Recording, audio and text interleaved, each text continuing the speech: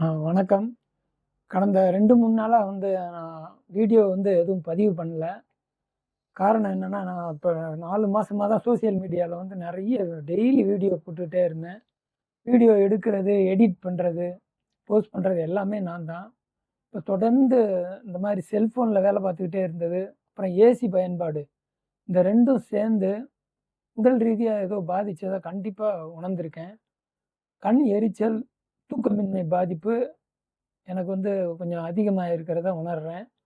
தூக்கமின்மை பாதிப்புன்றதே எனக்கு இதுவரைக்கும் இருந்ததில்ல.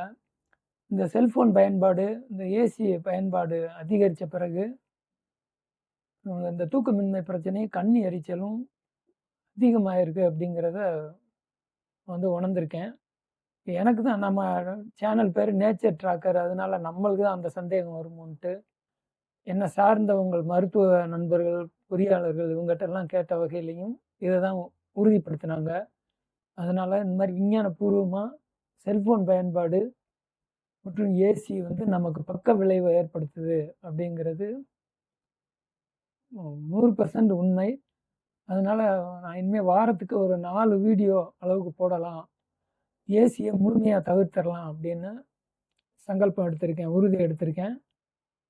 நீங்களும் உங்க அனுபவங்கள பதிவு பண்ணுங்க. கமெண்ட்ல சொல்லுங்க. நன்றி.